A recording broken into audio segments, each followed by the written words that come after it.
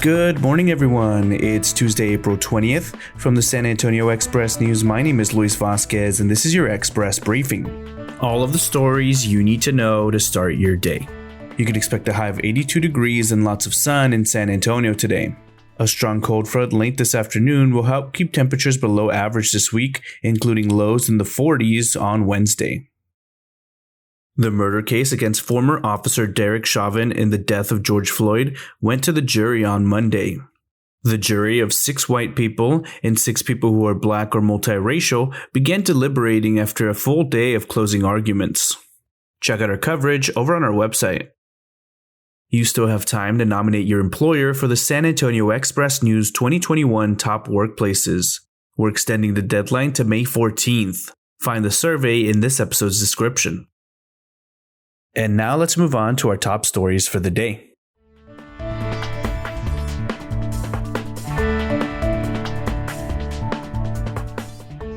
A settlement has been reached in a lawsuit by a businessman and his wife, alleging that an employer at a San Antonio Ferrari dealership took their 2014 Ferrari 458 Spider to hot rod around town and then crashed it. In their lawsuit, the couple said they had returned the automobile in near mint condition to the dealership in August 2019 so they could sell the vehicle on consignment in exchange for a commission. After the Spider was totaled, the suit added, the dealership acted quickly not only to cover up the wreck, but in the most audacious and appalling of moves, sought to spin the situation into a profit. Patrick Danner has everything we know about the case in his latest article. A year after the murder of Private First Class Vanessa Guillén at Fort Hood stirred a public outrage and a Me Too movement that put a laser focus on assaults and women in the armed forces, the Post honored her legacy Monday by dedicating a gate in her name. The gate, previously known as Access Control Point 2 Alpha, is one of 27 on the sprawling Central Texas Post and leads to the 3rd Cavalry Regiment area where Guillén worked before she was killed a year ago this Thursday. I want current and future soldiers to understand the impact of what we're doing today, Fort Hood Commander Lieutenant General Patrick White said during the unveiling of the new gate sign and a plaque bearing her image. You can read more about the dedication over at expressnews.com. They have backed the blue with legislation to protect police funding. They have also defended gun rights. But now members of the Texas Senate must decide which one prevails as those top Republican priorities collide. While a bill to allow most people to carry a handgun without a license sailed through the Texas House, it now faces the Texas Senate where the leader, Lieutenant Governor Dan Patrick, has made his support for law enforcement a critical part of his political identity. And a large contingent of Texas law enforcement officials have adamantly opposed legislation that would allow unlicensed carrying of weapons, despite some gun rights groups pushing Republicans to make the bill law. Jeremy Wallace takes a closer look at where the bill stands now in his latest article. 3 years ago, when art teacher Desar Boone arrived at Edison High School, she set out to advocate for a struggling department and its students. 25-year-old Boone worries leadership at all levels doesn't truly know students like hers and what they face. It's one thing to know they're in a low-income Title I school eligible for U.S. Department of Education aid, such as free meals.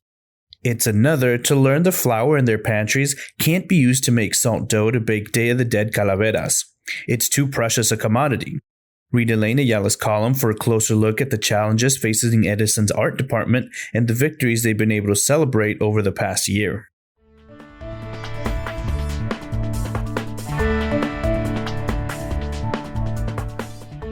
Be sure to head over to expressnews.com to check out our voter's guide on the May 1st city election. Early voting is underway in San Antonio, and we have your guide to the May election, including city council, mayor, school board races, and more. Next up are your need-to-know headlines. You can find all of these headlines and more inside of your Express News subscription.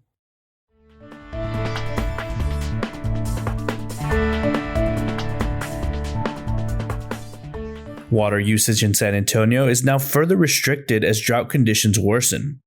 The San Antonio water system moved to Stage 2 of its drought management plan, and the Edwards Aquifer Authority predicted the area could be in Stage 3 by midsummer. Bexar County hit a record Monday for the highest turnout on the first day of early voting in a May election officials said. Exactly 7,070 voters cast a ballot in the May election. More than 1 million doses of COVID-19 vaccines had been administered in Bexar County, and officials are begging more residents to get their shots. Supply has increased to the point where appointments are no longer required by some providers. Matthew McConaughey commands more support to be Texas's next governor than incumbent Greg Abbott, according to a poll released by the Dallas Morning News and the University of Texas at Tyler. Even among wizened civic leaders who have learned not to get too excited about the lofty plans of new administrations, there's palpable cheer among some in San Antonio who think Joe Biden's $2.3 trillion infrastructure proposal could have a once-in-a-generation impact on the environment. A standoff between deputies and a man who allegedly assaulted his wife ended peacefully after about 5 hours Monday. After investigators confirmed that children were inside the far north Bexar County home were safe, they left the scene, officials said. Biomed SA, tasked with boosting San Antonio's healthcare and bioscience industries, is taking a more proactive approach to promote growth. The nonprofit is hosting a virtual event to match up potential investors and entrepreneurs in May, and it soon will be moving closer to the South Texas Medical Center. Authorities have arrested the former Travis County Sheriff's detective accused of shooting and killing 3 people in a North Austin apartment complex. San Antonio Police Union negotiators continue to clash over discipline rules during contract talks Monday. Having not reached a new labor contract, both sides agreed to extend their discussions until mid-May. A top tourism marketing official in Chicago has been selected to lead Visit San Antonio, spearheading the group's effort to help the city's visitors industry regain its footing in the pandemic-induced slump. The early 20th century witnessed one of the most profound technological revolutions in human history, writes Chris Tomlinson. The early 21st century is proving quite similar, with energy playing a defining role. NASA's 4-pound Ingenuity helicopter lifted off the Martian soil at 2:34 a.m. Monday, climbing 10 feet above the planet's surface and then lowering itself for a gentle landing. The first powered, controlled flight on another planet lasted 39.1 seconds.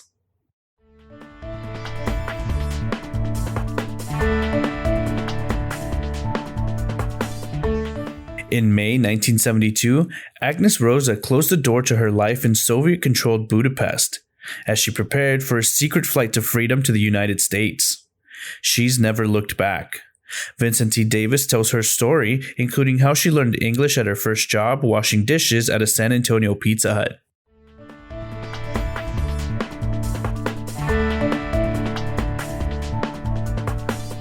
Bologna gets an adult flavor upgrade from its humble lunchbox roots with a few hours on the smoker.